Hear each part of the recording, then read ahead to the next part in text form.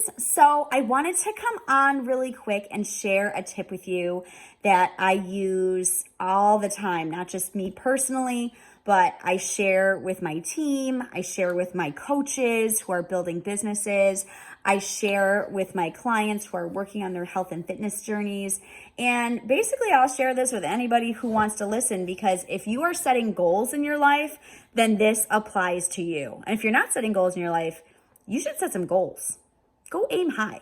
So here is what it is. One of the first things that I try to establish with like I said, my customers, my coaches, if they are putting goals in front of them, Venessa, I want to hit this goal. I need to lose 20 pounds by this date. I just want to look and feel better. I want to have more energy. I want to build a business. I got furloughed from my job and who knows if I'll ever get it back. And I need to figure my crap out. Like, help me with some goals. Whenever I have these kind of conversations, the first thing that I throw back at them is, what is your why? Why do you want to do this? And don't tell me it's because I just have to. That's not a why. That's not something you can write down, okay? Unless it's one thing that my doctor says I have to do these things, okay? Then that's the only reason you can use that as a why. Establishing your why is so important when you're trying to change something in your life, whether it's changing to a healthier lifestyle, whether it's restructuring how your family household is, whether you're trying to change things financially. A why is so important because although you can have mentors and coaches and family and friends that will love and support on you till the end of time, they are not there to get you up when that alarm goes off so that you are up achieving your goals. They are not there if you had a bad day and all you want to do is get in your car and drive home and hit every freaking drive-through looking for the best milkshake on the planet, or go into a bar, or doing things that could take away from you going forward towards your goals. We're not going to be there. You could call us and then we're kind of there, but we're still not there.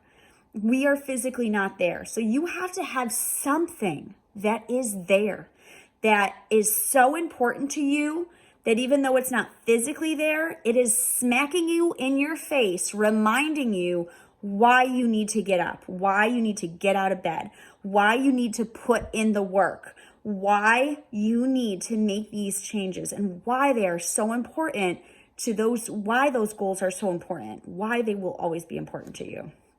Yes, you're going to hear that word a lot. So let me give you some examples. Now, first off, too, I want to tell you that whys come in all shapes and sizes. So don't feel like if you're sitting here going, this why is important to me, and it doesn't really seem like that's big.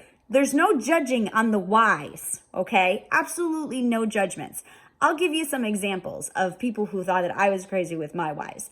And then you can see then you can be judgy all you want. It doesn't matter how big or small the why is.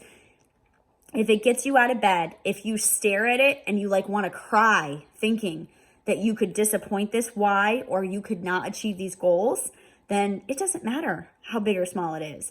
It's serving its purpose as being a good why for you. So one of the big whys that I have going on right now is that a week ago today, I became an aunt.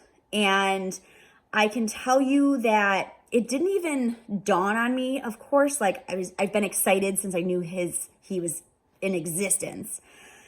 But when I saw his face for the first time, he became my number one why. Boom, right up the ladder of whys. Because here is this little person that I just want to be there for. And I mean, guys, truth bomb, I'm 40, okay? And I can tell you, I remember waking up 40 and a few hours old, and it's what is there more things on my body that are sore now? The older you get, the more sore you get, the harder it is to recover, the harder it is to rebuild your system. So if I start slowing down, it's going to be harder for me to start picking back up and to start continuing to be more motivated. So I got to keep going.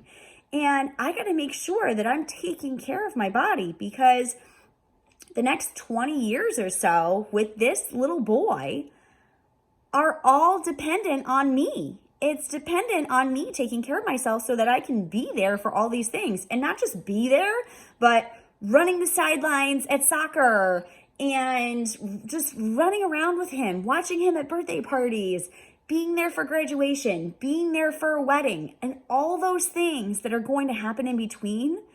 I want to be present and active in all of these memories, and that's not going to happen unless I'm taking care of me. I can't imagine me being in a hospital or something happening to me and missing out on these opportunities, knowing that if I would have just taken better care of myself, that I could have been there. That I don't ever want to deal with. I don't ever want to have that regret. So that is why I work as hard as I do and why I get up. What is another why?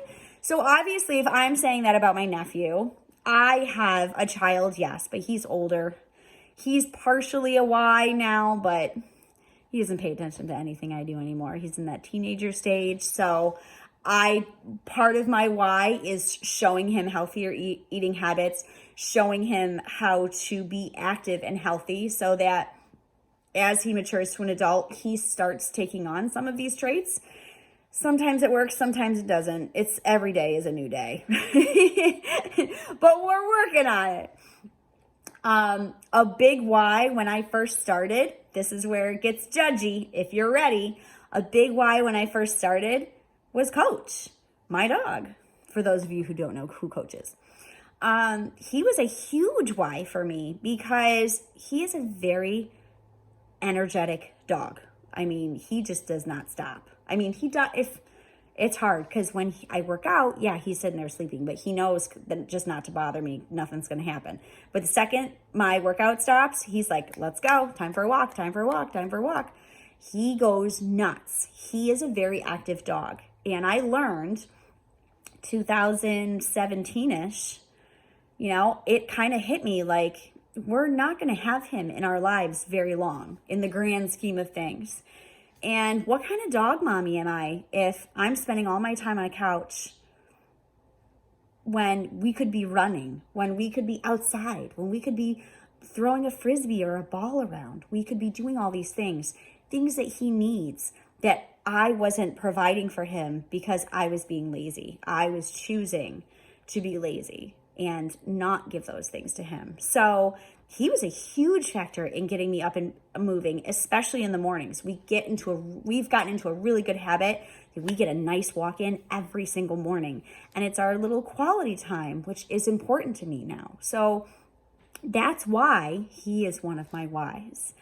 So what I have so I guess where I want to go with this is I want you to challenge yourself to figure out what your why is. What's important to you?